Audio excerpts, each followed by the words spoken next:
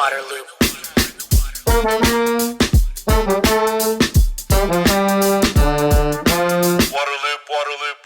Welcome to Water Loop, the podcast that explores solutions for sustainability and equity in water. I'm the host, Travis Loop. This episode is part of a series, Mississippi by Nature, that looks at the use of nature-based solutions to help the river and its communities. The series is supported by the Walton Family Foundation and outfitted by Patagonia.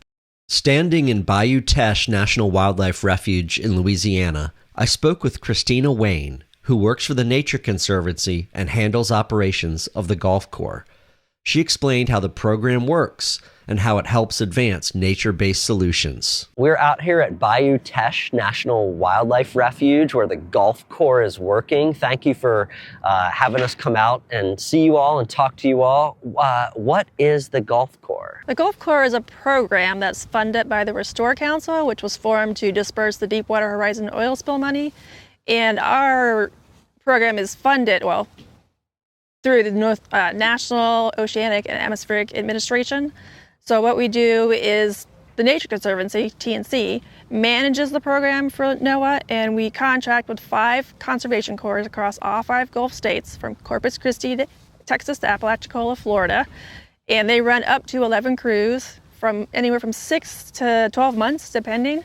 And every year we have an orientation. We all come together in Alabama. They all get to meet each other, and then they go out and do their project work. Let's see, those 5 states are? Texas, Louisiana, Mississippi, Alabama, Florida. So talk about the kind of work that they do. I know that it's really helping nature, protecting, restoring, conserving. Right. But yeah, could you talk about the projects? Right, so GulfCorps is basically a restoration program with a workforce development part of it. So the crews contract, they work for different project partners. I believe we're up to 250 different projects. They don't work on all of them, but they can be doing boardwalk reparations, trail maintenance, blazing trails. Living shorelines is another thing, especially in Florida. They do water quality testing in some of the corps. They build wood duck houses. They go out to nature centers. They have federal partners. We're on federal land right now. They do have local partners, state partners.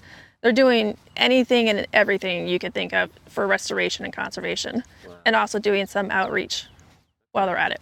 Yeah, so a wide scope, but there's definitely that band of access. Yes. It seems like that's yes. like a big piece. A big piece is access for the public to come out and enjoy nature after they've done the restoration or conservation on the land. Okay. And waters, obviously. Yeah. And the workforce piece. Could you talk about, the type of people that come into the GulfCorps, how they benefit from it, and then what a lot of them maybe go on to do? So our program targets 18 to 25-year-olds, but we've had people all the way up to the age of 60 come into our program. So each corps is different. They have a different focus. So some of them are focused on disadvantaged communities or opportunity youth, which Florida and Mississippi do a lot of that. Some of the other ones, they all have most of them have AmeriCorps, so there's education benefit to it, and the workforce development part of it is run by the Corps Network for us. So they're teaching them how to write resumes, doing mock interviews, how to be professional, how to set goals, how to look for a job. Some of them go to career fairs. The Corps Network does do post-program placement, and they do follow-up for us at the 3, 6, 9, and 12-month mark. And right now we're going back to our first award to see where those individuals have ended up, whether they're still on the track of an environmental career or non-environmental. Did they find anything that's permanent? Are they still working temporary jobs? So those are a lot of the basic professional skills. How do they gain skills when it comes to environmental projects? So that is what we call project training.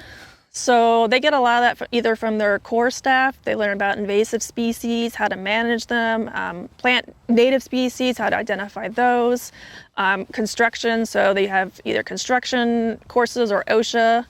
They also learn CPR or wilderness first aid to go out there and, this is a camping crew that we're talking about here. So they have to know how to take care of themselves if something happens. We also offer wildland fire training through our other partner, the Pember Alliance. So every member is offered the opportunity to go through the academics and then take the arduous PAC test, which is walking 3 miles in 45 minutes with 45 pounds on your back. And then they can do prescribed burns with our partners if that's part of their project. They also prepare places for prescribed burns.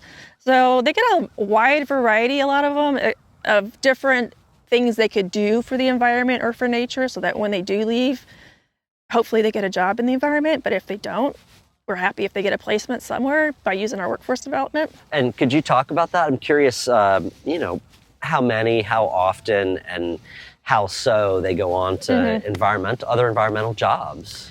The core network, I'll be talking to Austin, so he'll have a lot of that information. But so we usually run about 100 or less members per year, divided between all of our cores. We usually have a pretty good graduation rate, and we've been running anywhere from a 76% to a 90% placement rate. And some of those could be either 6 months or less, so like an internship or a temporary job. And then we also track 6 months or more in permanent jobs, and whether it's environmental or non-environmental. Right now, I think it's a split between environmental and non-environmental. We're just happy if they get work. Some members don't want to leave the Gulf, so the opportunities along the Gulf are not as abundant as in the Northeast or California. But we have had placements with the core network. So some of our people have gone on to work for the core network. Some go on to be core staff. We've had 2 people come work for the Nature Conservancy on our program. Other people have been placed in Nature Conservancy. We've had people start federal jobs. One of them is going to, after this one on this crew, is going to go work for Baton Rouge for their environmental department.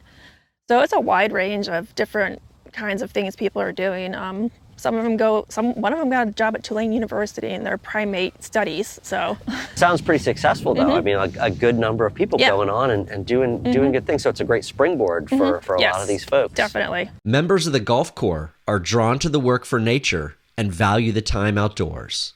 That's what I heard from Brandon Roberts, who also told me how it is leading him to a permanent position working in environmental stewardship. Why did you decide to join the GulfCorps? So before I decided to join this, I was actually making art full-time for about 9 months and supporting myself off of that.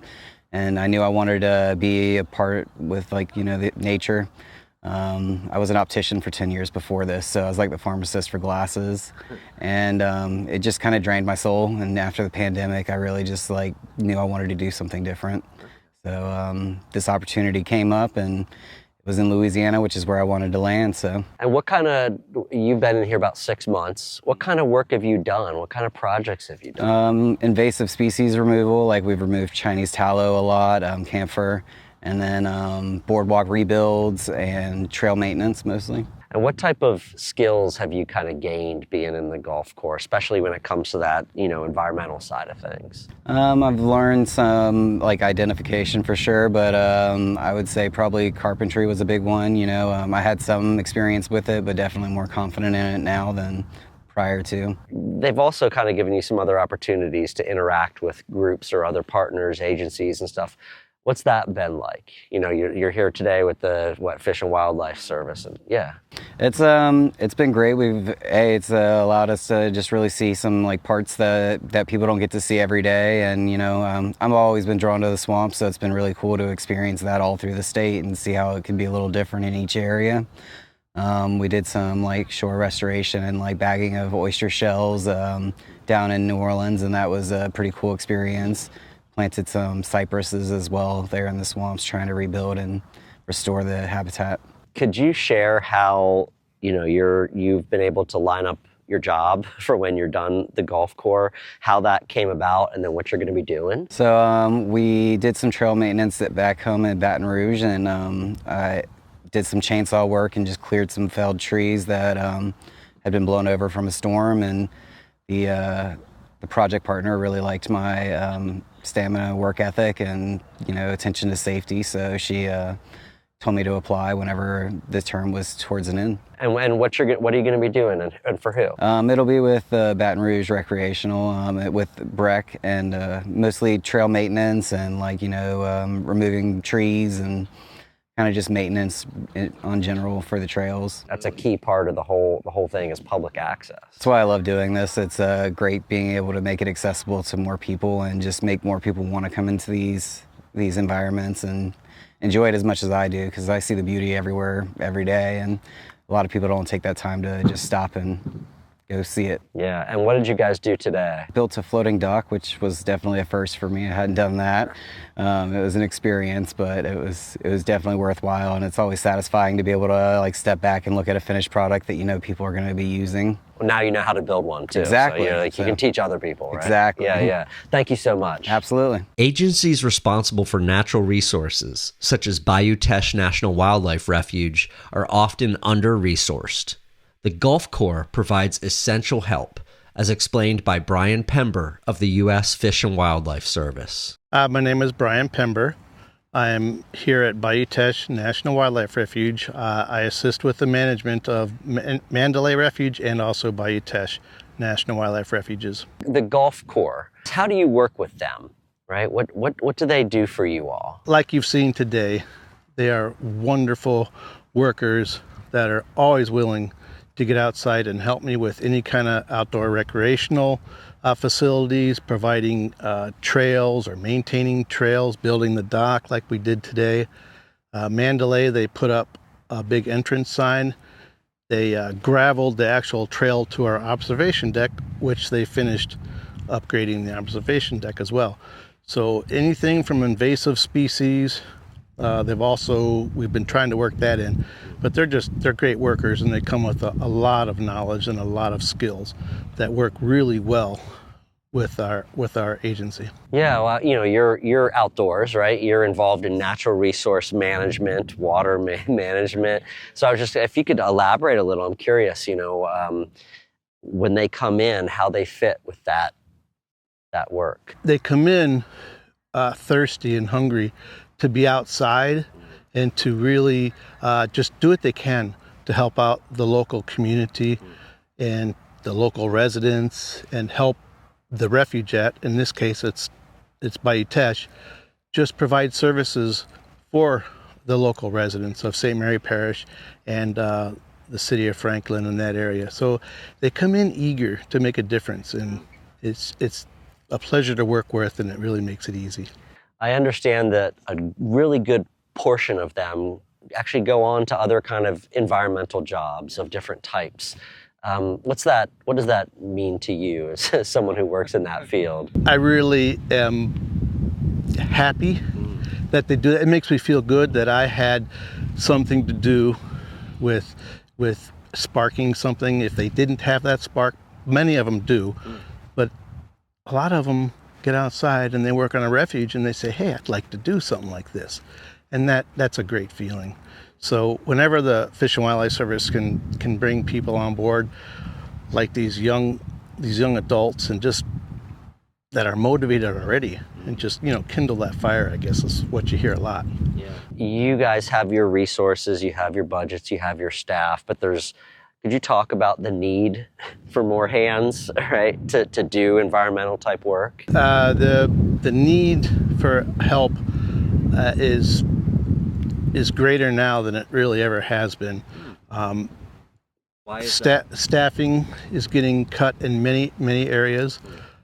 So there's most of the things that the crews help us with are things that my coworker and I just could not do ourselves. And having them come and help, it just opens up a lot more possibilities for us to get backlogged work done, to make things more safe, trails more accessible. Some of the maintenance that we just haven't gotten to. While the GulfCorps is a powerful initiative for environmental stewardship, it is also an effective workforce development program. Austin Bowley discussed how he went from a temporary member of the GulfCorps to a position as a program manager. You used to be a member of the GulfCorps. What was that experience like? What did you do? It's not a glamorous job. There are days you get up early and you're going to be dirty and messy by the end of it. At least you'll be sweaty. You may have fallen in the river or fallen in the Gulf of Mexico. But there are a few jobs I've had that have been as rewarding. And there also have not been any jobs I've had where I get to work so closely with the world, with the environment, that I have grown to love through, partially through the work, but also through what you learn about climate change growing up and how important that is. I knew that I wanted to do something that was relating to the environment. And so GulfCorps was my chance to get involved in that hands-on work. Yeah. What kind of hands-on stuff did you do? Yeah, we did primarily invasive species management, where we would, take out Chinese tallow, things like that, so that we could promote the natural biodiversity. We also built oyster reefs or living shorelines off the coast of Florida. So we were hauling packs of oyster shell and building like Legos, little reefs. And then we also, along with that, we would plant native fauna to promote the natural biodiversity and mitigate the erosion that was occurring there. We also, of course, maintain trails. So I learned how to utilize like chainsaws and pole saws, loppers, to make sure that the areas were accessible for the public to utilize and for people to enjoy the nature that is in their backyard. And talk about what you do now. Yeah, so really my job still is with GulfCorps, but now I focus on the workforce development curriculum component of the program. So through a huge part of GulfCorps is obviously teaching people the hands-on skills that are related to conservation, but also providing opportunities to train in the soft skills.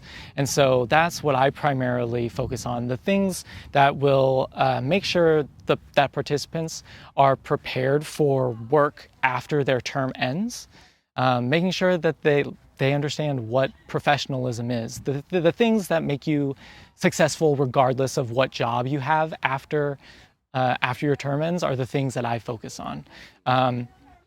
And so building up young members, allowing them to dedicate time to their resumes, do mock interviews with us so they can practice these professional employability skills, so that then when their term ends, they're ready to go off and be successful in the world. I know that a good portion, maybe half or something, that go on into some environmentally connected job. Could you talk about that? And especially in the Gulf and especially in the Mississippi Basin, what it's like to have people going into that type of work, helping the environment. I think what you find with members who join GulfCorps, a lot of times members come in sort of like I did, where I knew that there was an environmental issue that I wanted to be a part of the solution for.